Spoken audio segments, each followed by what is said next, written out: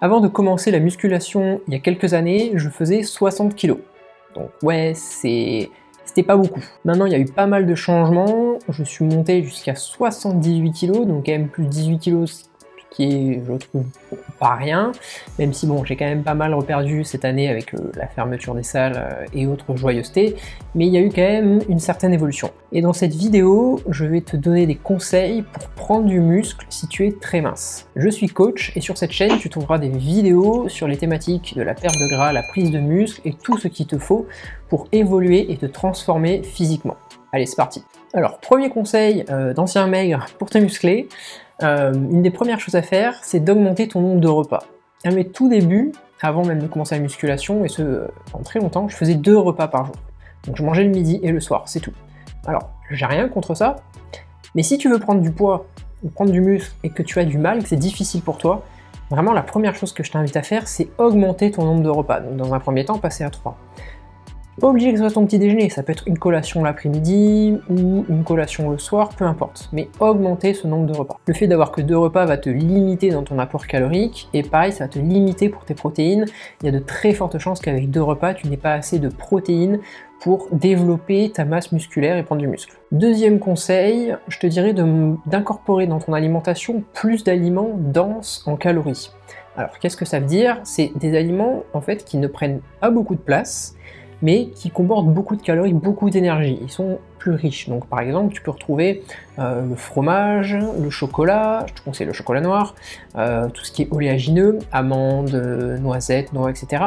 Il va y avoir les fruits secs. Voilà, tous ces aliments-là, ça va pas te caler, ça va pas vraiment te remplir l'estomac, tu vas pas te sentir lourd ou plein, mais ça va t'amener beaucoup de calories et très facilement. Tu vois, tu prends juste une poignée d'amandes et du chocolat noir, ça te fait beaucoup de calories que tu peux grignoter l'après-midi ou à la fin de ton repas ou n'importe quand dans ta journée, t'as pas vraiment l'impression de manger et ton total calorique il va monter vraiment. Donc là, petite parenthèse, si tu cherches à perdre du poids, ça t'oublie. Et tu limites. Troisième conseil, vraiment progresser à l'entraînement. Moi en tout cas ça a été quelque chose dans mes premiers mois de pratique qui n'a pas été compliqué mais où je me suis largement sous-estimé, c'est-à-dire que je progressais lentement, je mettais des charges pas vraiment élevées pour mes capacités parce que je voulais bien faire en fait, je voulais bien faire le mouvement, je voulais m'appliquer, je voulais prendre le temps parce que j'étais dans mes premiers mois donc je me considérais comme débutant, donc vraiment j'y allais doucement, j'ai perdu un temps fou parce que j'allais vraiment très très doucement en fait, j'étais toujours dans une espèce de peur de me faire mal ou de faire quelque chose que mon corps n'était pas habitué, etc. Donc j'étais vraiment dans l'extrême opposé du no pain no gain où il faut se dépasser, etc. Je me préservais beaucoup, j'avais l'impression de me donner un peu, mais en fait j'étais capable de bien plus. Donc pour prendre du muscle, il faut que tu puisses progresser. Et tu peux progresser plus vite que tu ne le penses. Tu peux rajouter, chaque semaine en fait, tu peux progresser. Tu peux rajouter 1 ou 2 répétitions, tu peux mettre une charge un cran plus lourd. Donc par exemple, je sais pas, de passer de 18 à 19 kg sur un exercice, peu importe. Chaque semaine, tu peux faire un petit truc, même si c'est infime, pour progresser. Moi, j'étais vraiment maximum à progresser 1 fois par mois en fait.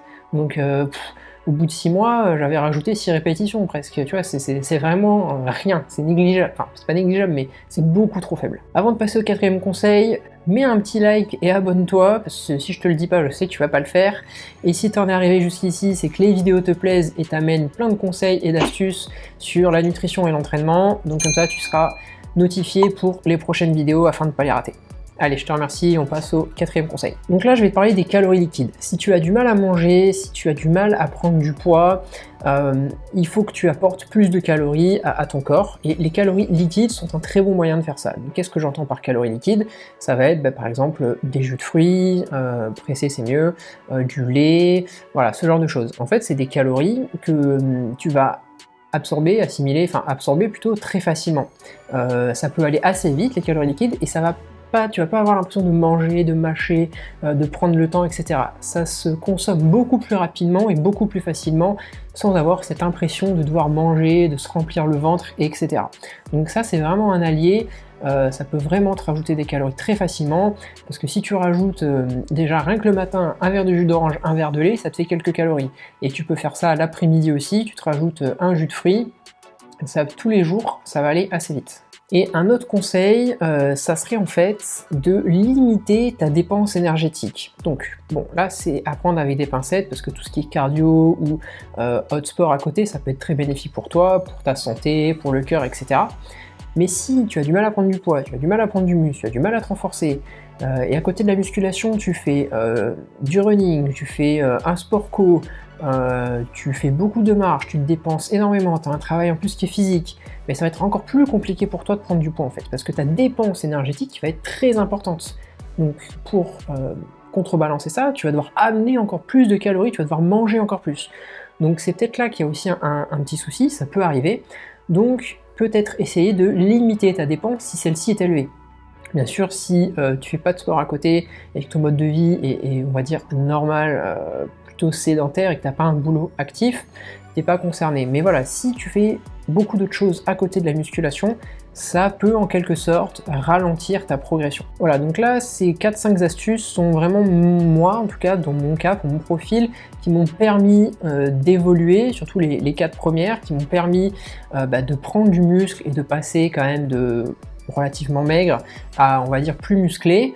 Donc vraiment si tu es dans ce même cas que moi, n'hésite pas à les appliquer. Par contre, une chose à garder à l'esprit, la prise de muscle est plus longue, c'est plus long que la perte de gras. On prend beaucoup plus de temps à construire du muscle qu'à perdre du gras. Donc il faut être patient et il faut vraiment que tu continues tes efforts, que tu continues de t'entraîner, que tu continues de manger. C'est pas avec 3 semaines à manger pas mal et bien s'entraîner que tu vois pas de résultat, il faut arrêter. Non, moi j'aurais arrêté des quinzaines de fois, même plus. Il faut vraiment continuer sur le long terme et voir les changements, regarder les progrès sur plusieurs mois en fait. Te regarder il y a 3 mois et faire un point et ainsi de suite. Parce que vraiment la construction musculaire, c'est pas comme la perte de gras où tu peux voir des changements notables tous les mois en fait. Ça prend plus de temps. Si tu veux plus de conseils sur ces thématiques et notamment pour prendre du muscle, tu peux télécharger le petit e-book que j'ai fait. Il est gratuit, il est dispo dans la bio, tu retrouveras dedans des programmes d'entraînement, donc ça pourra bien t'aider. Et si tu veux aller plus loin, bien sûr, tu me contactes pour un coaching. C'est tout pour moi pour aujourd'hui, j'espère que ces conseils vont t'aider, je te remercie pour ton attention et je te dis à la prochaine. Ciao ciao.